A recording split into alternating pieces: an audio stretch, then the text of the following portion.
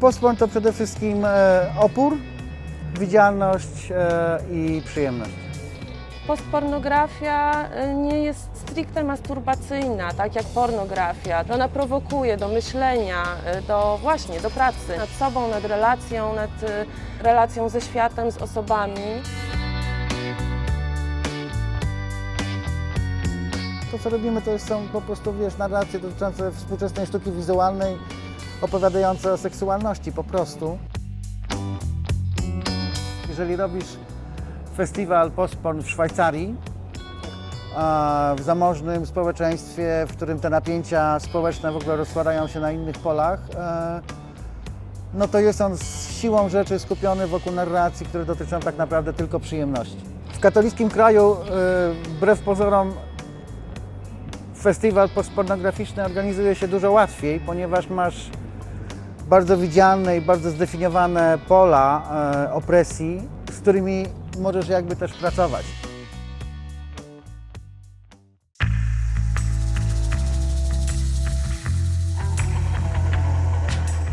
Nazywam się Wojtek Puś i jestem autorem pracy pokazywanej na Postporn Art Festival.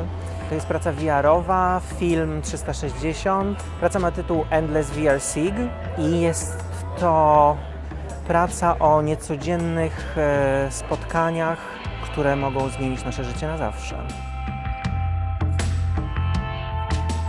Czym jest dla mnie ten festiwal? No, on jest jakąś przestrzenią ogromnej wolności. Wolności nie tylko, nie wiem, seksualnej, ale myślę o wolności intelektualnej. To jest taki dla mnie największa wartość tego festiwalu. Bardzo się cieszę też, że osoby kuratorskie jakby przywiązują do tego wagę, żeby to był festiwal, oprócz tego, że oczywiście dotyczy gender, seksualności, żeby też był bardzo intelektualny i jednocześnie intelektualny i bardzo dostępny dla ludzi, bardzo inkluzywny. To jest wspaniałe.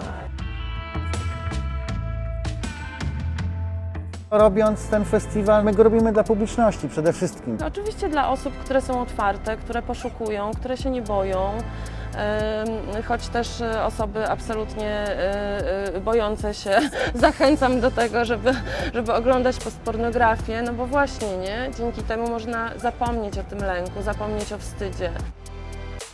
Nasza publiczność, zresztą tak samo jak osoby twórcze, których filmy pokazujemy, no w większości to są osoby kobiece i osoby identyfikujące się jako osoby kobiece, ale też mamy publiczność bardzo zróżnicowaną wiekowo i to nas mega cieszy. Seksualność jest też takim obszarem, który jest tak bogaty i tak jakby różny, że osoby, które przychodzą na festiwal, my nawet nie mamy pewnie pojęcia o większości rzeczy, które dzieją się w głowach naszej publiczności, natomiast mamy od niej feedback. Osoby z publiczności przychodzą, przytulają się do nas, czasem płaczą. To jest taki rodzaj wzruszenia, wdzięczności, tego, że ktoś na przykład dzięki temu festiwalowi czuje się mniej samotny.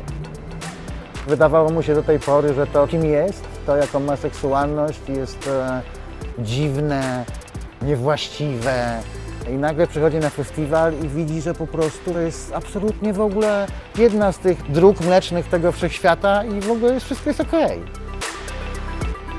Ja nigdy nie przeżyłam czegoś takiego, jak właśnie oglądanie pornografii, postpornografii wspólnie. To jest doświadczenie, którego nie jesteś w stanie osiągnąć na innym poziomie.